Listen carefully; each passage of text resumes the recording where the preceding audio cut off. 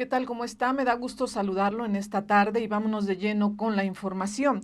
Bueno, ya tenemos en la línea telefónica a nuestro compañero Héctor Quintanar, quien él estuvo en el proceso de vacunación que inició en Jalapa el día de hoy. Buenas tardes, Héctor. Hola, ¿qué tal, Rocío? Muy buenas tardes y buenas tardes a todo el auditorio. Así es, el día de hoy comienza el proceso de vacunación en la ciudad de Jalapa, pero bueno, en esta primera etapa del día de hoy están colocando en algunas sedes de la ciudad pues los centros de vacunación. Nosotros estuvimos en la Normal Veracruzana y en el Estadio Colón, que son donde se están aprovechando las instalaciones precisamente pues para tener una mayor cantidad de adultos mayores que se puedan vacunar el día de mañana. Héctor, ¿se dio una situación similar a la del puerto? Es decir, que hubo quienes apartaron el lugar desde un día antes. Hasta ahora, en el tiempo que yo estuve, se acercaban algunas personas con algunas dudas sobre la dosis, se acercaron algunas personas para preguntar precisamente eso, que desde qué hora se van a formar.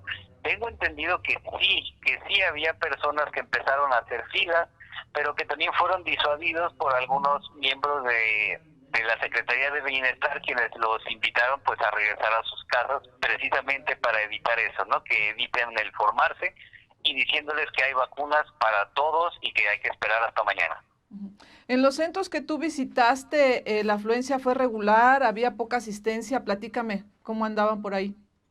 Pues era regular y un poquito como a cuentagotas, ¿no? O sea, era muy regular que llegara, cabe destacar que yo estaba en la mañana, en esa sección de Jalapa, pues bueno, la población sí es mañanera, sobre todo la población mayor, y yo creo que era más por un poco de curiosidad para saber el proceso, y bueno, también platicando con unos vecinos, me comentan que pues ellos van a estar al pendiente, que todos los vecinos en sus redes de comunicaciones van a estar al pendiente de a qué horas llegan la vacuna y pues bueno, también atentos a llevar a sus adultos mayores.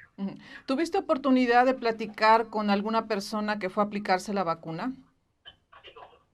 Sí, platiqué con dos personas, un ingeniero que me comenta que él está listo para recibir la vacuna, de hecho nos habló de que desafortunadamente en su familia ya hubo 2 decesos por la vacuna en el puerto de Veracruz, por coronavirus, y él está altamente dispuesto a ponerse la vacuna, dice que es lo que él estaba esperando, el ingeniero Alejandro, como nos dijo que se llamaba, pero también nos encontramos con otro caballero que él dice que no confía en la vacuna y que para él estamos siendo carne de cañón y conejillos de indias de laboratorio. Estas son las opiniones que vamos a seguir encontrando en este proceso de vacunación, Héctor. Va a haber quienes estén a favor y algunos que todavía tienen ciertas reservas. Pues sí, yo creo que como medios de comunicación nos corresponde pues hacer la invitación a las personas a que acudan a vacunar a los adultos mayores, porque pues es la mayor arma que tenemos ahorita para combatir la vacuna. Que de algún modo hagamos caso a las instituciones oficiales, ¿no? Que toda esta infodemia pues tratemos de hacerla a un lado y pues bueno, que sigamos indicaciones y sobre todo que nos sigamos cuidando porque este proceso todavía va a ser muy largo y hace falta todavía mucho tiempo y muchos pasos para que todos lleguemos a la inmunidad total. Tienes razón cuando mencionas que va a ser un proceso largo. Te agradezco como siempre tu información, Héctor. Hombre, muchas gracias a ustedes y aquí seguimos en contacto. Buena tarde. Buenas tardes. Este es el reporte de nuestro compañero Héctor Quintanar. Esta mañana inició el proceso de vacunación aquí en Jalapa y bueno, él nos viene a comentar parte de lo que vivió. Vamos a pasar también ahora con Manuel Huerta Ladrón de Guevara. Él es delegado estatal de Programas para el Desarrollo de Veracruz. Buenas tardes, delegado. Buenas tardes, y si escuché bien, quiero precisar que la vacunación empieza mañana. Es el primer día para la letra A hasta la E.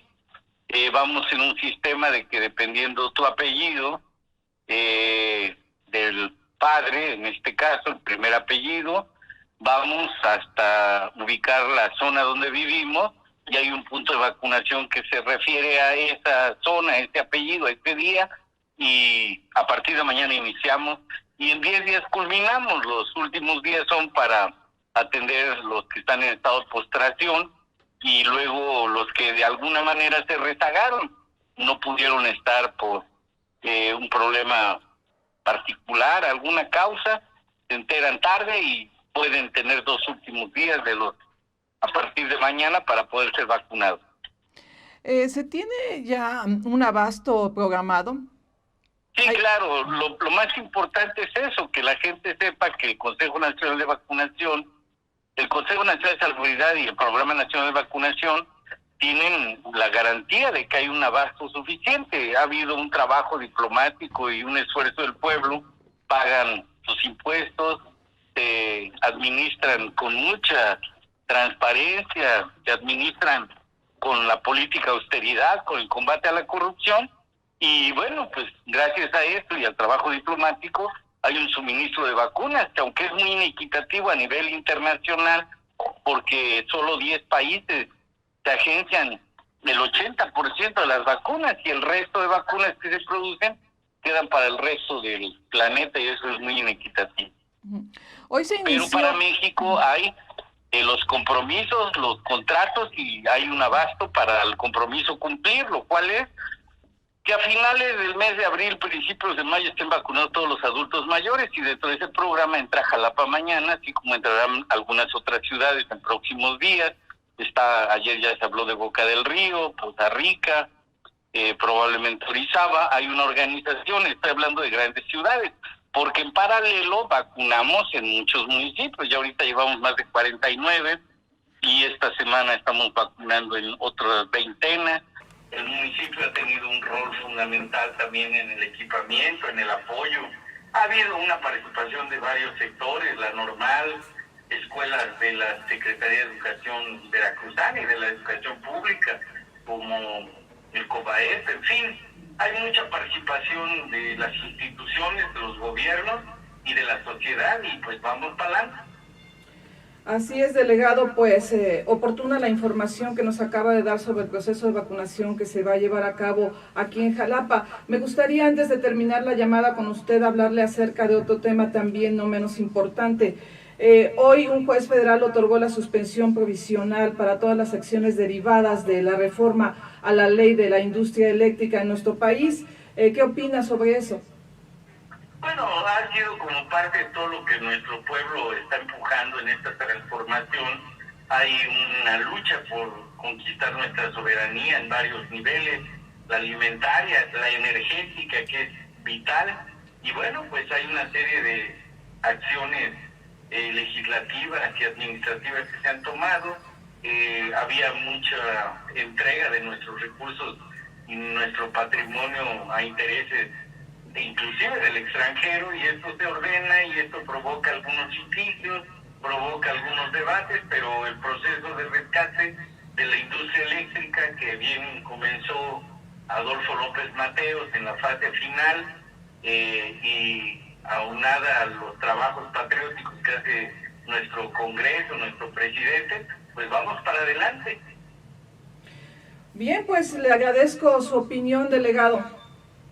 A sus órdenes, y recordarle a la gente que no hay que irse a quedar una noche antes, que llegando temprano, ellos, los adultos mayores, se levantan temprano, no tienen que ir a palpatarse, que llegan a las 6, ya va a haber gente de nuestros compañeros servidores de la Nación para el registro, iniciar la vacunación a las 8, hay vacunas suficientes, tiempo suficiente, y que se vuelva una gran fiesta para la esperanza, para la alegría, para esta rescate de vida, de salud que nos merecemos todos los mexicanos, y por lo tanto de felicidad y de bienestar.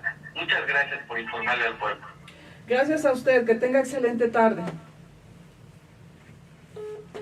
Bueno, esta es la opinión de Manuel Huerta. Bien importante lo que acaban de mencionar, que los adultos mayores deberían de no ir a hacer largas filas, ¿no? Y mantenerse pues al pendiente de las indicaciones que les den en estos centros de vacunación. Bueno, al respecto del tema de la reforma en la industria eléctrica, bueno, esta mañana el presidente Andrés Manuel López Obrador habló al respecto. Mire, están muy molestos los dueños de las empresas extranjeras y también algunos mexicanos por la reforma eléctrica, pero la verdad es de que estaban abusando, vendiendo cara la energía eléctrica, recibiendo subsidio. Ellos fueron beneficiados con contratos leoninos. ¿Qué es un contrato leonino? Es un acuerdo, un convenio que se hace con una autoridad que no representa legítimamente al pueblo. Entonces firman convenios en donde pierde la hacienda pública, pierde el pueblo y ganan los particulares, las empresas extranjeras. Los consumidores mexicanos tienen que pagar más por la luz, por esas ganancias excesivas que se pactaron en esos contratos, haciendo a un lado a la Comisión Federal de Electricidad. Pues nosotros vamos a acudir a la Suprema Corte y queremos que la judicatura del Poder Judicial haga una revisión del proceder de estos jueces, porque sería el colmo de que el Poder Judicial del país estuviese al servicio de particulares.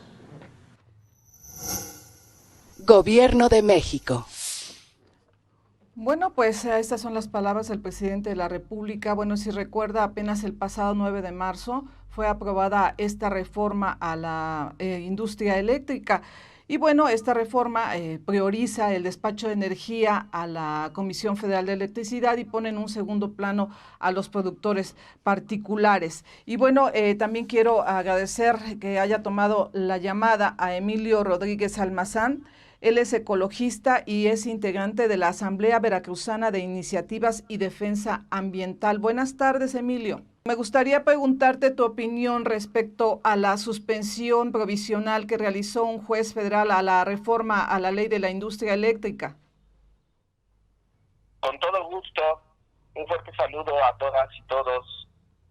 Comentarles que lo que está ocurriendo actualmente en el país alrededor del tema pues es de una importancia radical.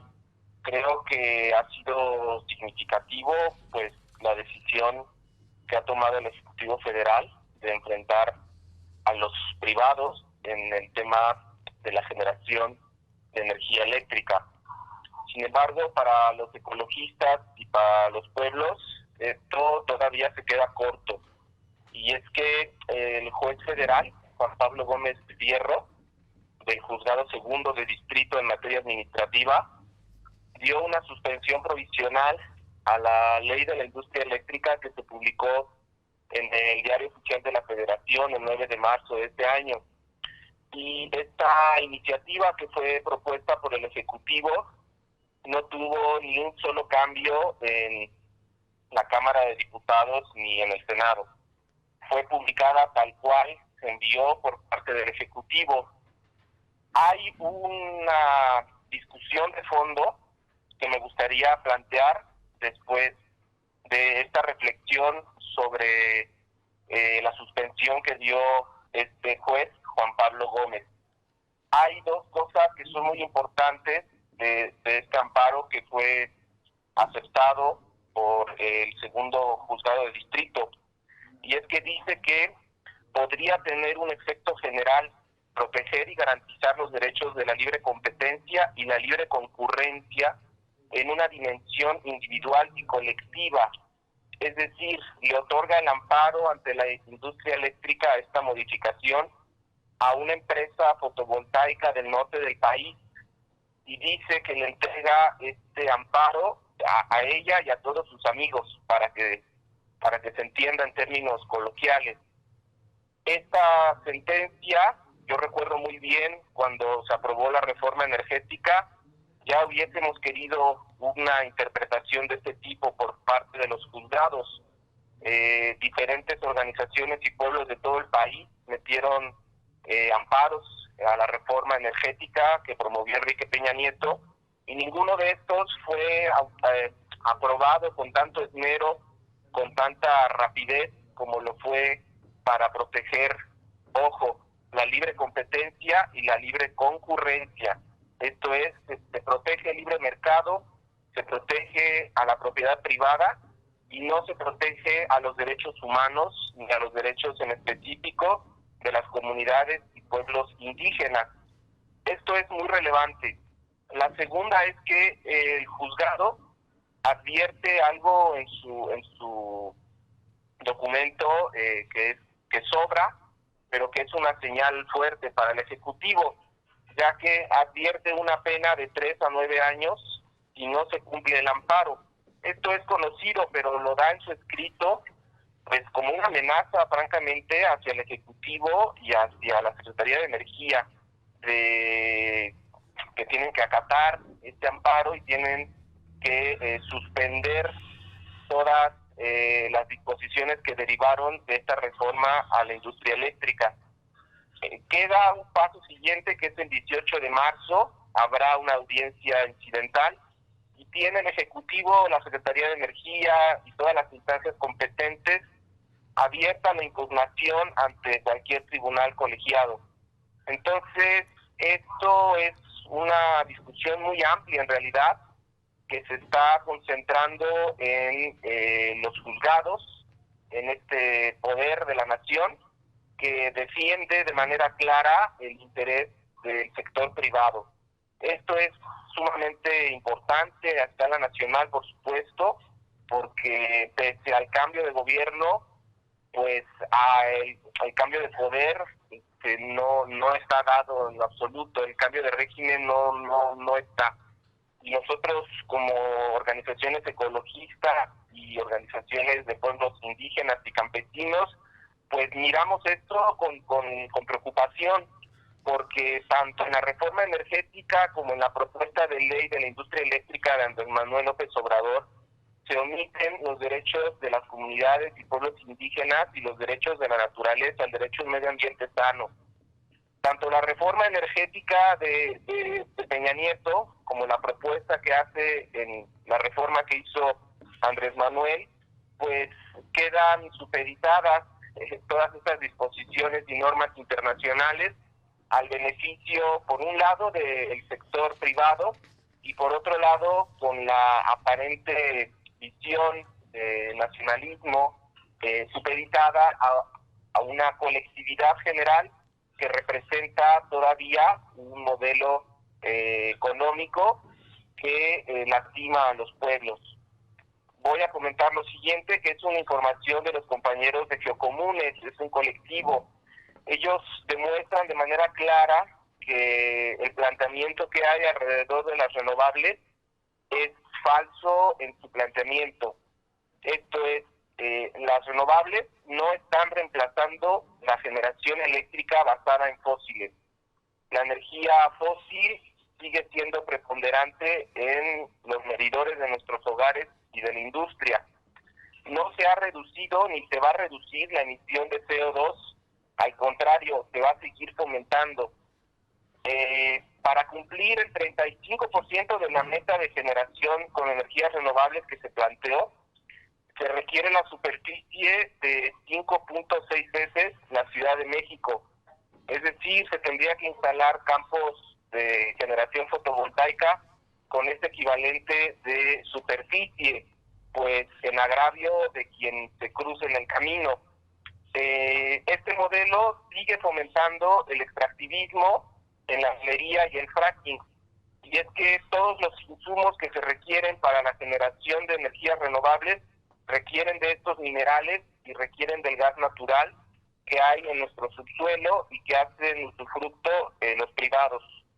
Y, por supuesto, está basada toda esta discusión en en una percepción de mercado que solamente promueve el consumo de mercancías. Es una percepción económica basada en los privados y basada en la máxima ganancia. Entonces, ninguna de las dos, ni la de Peña Nieto ni la de Andrés Manuel, favorece a los pueblos y favorece a la naturaleza.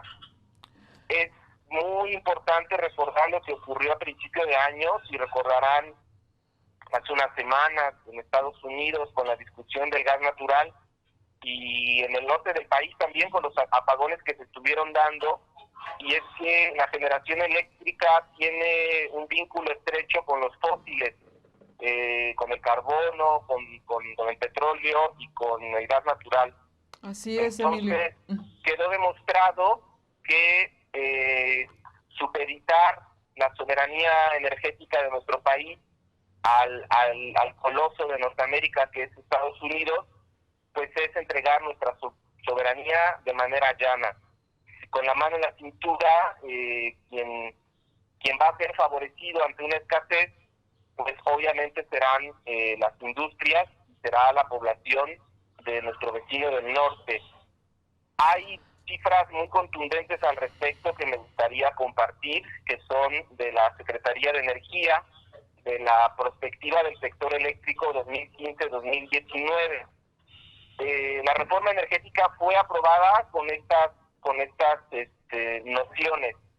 Se dice que en Estados Unidos el 22% de la energía eléctrica consumida es de la industria y el 36% es de consumo residencial. Caso distinto a México, que el 59% es consumida por la industria y el 21% residencial. Recordemos que tenemos sociedades distintas. El consumo energético de Estados Unidos en las residencias, como fue el caso con el Frente Frío, es sumamente exponencial.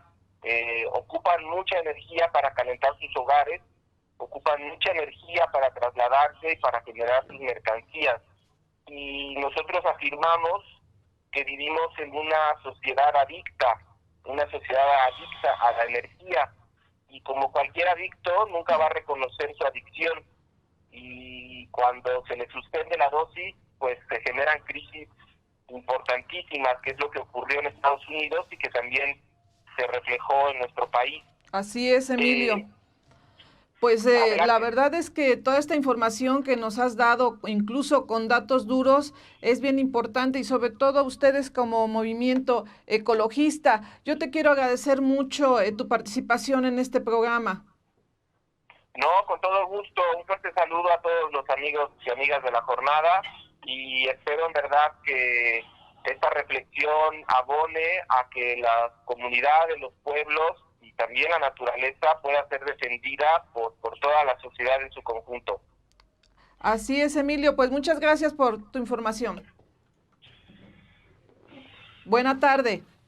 Hasta luego.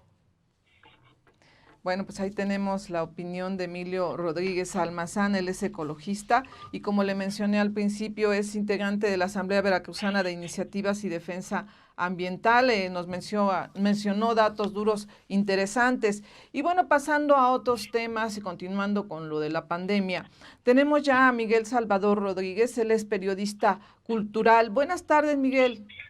Hola, muy buenas tardes, Rocío. ¿Cómo están? Bien, bien, pues aquí que nos platiques desde tu punto de vista y como periodista cultural, ¿qué ha pasado en estos momentos de pandemia con la cultura? Bueno, realmente nos ha dado una nueva oportunidad de generar nuevas oportunidades. Fíjate que a nivel pues internacional, tanto la parte económica, la parte industrial, pues se ha visto afectada, pero también nos ha dado la oportunidad de reconstituirnos y de forjar nuevas oportunidades a la parte cultural. Han cerrado museos privados, los museos públicos pues han hecho un fuerte ahora sí que esfuerzo por mantenerse, pero fíjate que nosotros a través de las relaciones que tenemos con el Consejo Internacional de Museos, el ICOM, hemos tenido la oportunidad de platicar, de estar en reuniones, y llegar a la conclusión que estamos en el 50-50. Sí. ¿Qué es esto? El 50% de nuestros visitantes lo van a hacer de manera virtual y el 50% lo van a hacer de manera virtual. O sea, los museos nos reconstituimos y toda la actividad cultural igual se renueva para ofrecer una nueva modalidad, en la cual, bueno, pues tenemos visitantes limitados en los recintos culturales. Con pena hemos visto que las grandes empresas cinematográficas, pues algunas han cerrado, pero también hemos visto que otras, previendo efectivamente esto, como es el caso del puerto de Veracruz, lograron hasta instalar unos autocinemas, ¿no? O sea, ya previendo cómo se estaban dando las cosas, abrieron autocinemas en sana distancia, en sus vehículos, las familias viendo pues películas, ¿no? Entonces yo creo que tal vez a los grandes empresarios por ahí les falló esa parte, pero también en los recintos pues se mantuvo el interés del público a través precisamente de las charlas virtuales. Sí, ¿tú consideras que, bueno, obviamente esta pandemia nos pilló los dedos a todos, ¿no? Y no sabemos como dices tú, como mencionaste, cómo reinventarse, ¿no? Pero, ¿qué pasa con el público? O sea, ustedes en el ámbito cultural, como actores, como bailarines, ¿no? Tienen ya claro más o menos cómo pueden ustedes llegar al público, pero ¿qué pasa con el público? ¿Cómo lo han recibido? Bueno, el público aquí también en esa reinvención hemos salido a buscarlo. O sea, muchos sectores culturales antes que se consideraban de alguna manera limitativos, ¿no? Que hacia ciertos sectores, por ejemplo, de la poesía o del ballet, que pues no a todo el mundo le gusta, ¿no? O música clásica, hemos reinventado, yendo también, buscando, anunciando, y hemos encontrado muy buena respuesta porque, pues mira, dentro de todo lo que es la humanidad, la parte que es cultura, bueno, esa es una parte que también a nivel general la gente requiere, ¿no? Requiere una buena música, una buena lectura, sobre todo eso, la lectura también se reinventó porque, como podrás constatar, muchos escritores optamos por ofrecer nuestra obra a través de lo que le llaman el Kindle, ¿no? Que es bajar las aplicaciones para poder leer las obras en sus tablets, en sus dispositivos móviles. Sí, si bien es cierto que esta ha sido una opción, pues no a todos les gusta, ¿no? Así es. Bien. Bueno, te voy a decir una cosa, yo no puedo leer, yo no puedo leer en la computadora, no sé qué me pasa, que no, digo, no es porque esté mal de la vista, pero no se me, o sea, extraño sí, el papel y todo, pero bueno, pues ya en casos de emergencia sí se necesita, bueno, poder acceder a través de medios electrónicos para poder, pues continuar con todo el seguimiento que se tiene que hacer de los trabajos, y sobre todo a nivel internacional, insisto, con el Consejo Internacional de Museos, del cual yo soy miembro, pues apoyar a los demás recintos para que ahora sí apuntalar y que sean ya menos los que tengan que cerrar. Así es, Miguel, pues importante lo que acabas de mencionar, porque así como a algunos no les gusta leer en la computadora los libros, bueno, hay quienes también prefieren, ¿no? El contacto físico en el teatro, en el baile, ¿no? En la danza, ¿no? Esperemos que esta circunstancia pase pronto para que sigamos visitando los lugares que tanto nos gustan. Así es, con el 50-50 vamos a ir aumentando, yo espero pronto, ya ahora con las vacunas y conforme vayamos avanzando, yo creo que vamos a regresar a esta nueva normalidad que le llaman, pero también a lo que es muy importante, que es cómo reaccionamos, cómo debemos de comportarnos todos los actores culturales, ¿no? Eso también nos dio una sacudida tremenda, también con las pérdidas que hemos tenido en el sector cultural. Y bueno, pues cómo podemos hacer para que esto cambie. Así es, Miguel, pues yo te agradezco mucho la charla de este día. No, pues a ustedes un abrazo muy fuerte hasta Jalapa. Bonito día. Igualmente. Bueno, pues ahí tenemos la opinión de Miguel Salvador Rodríguez.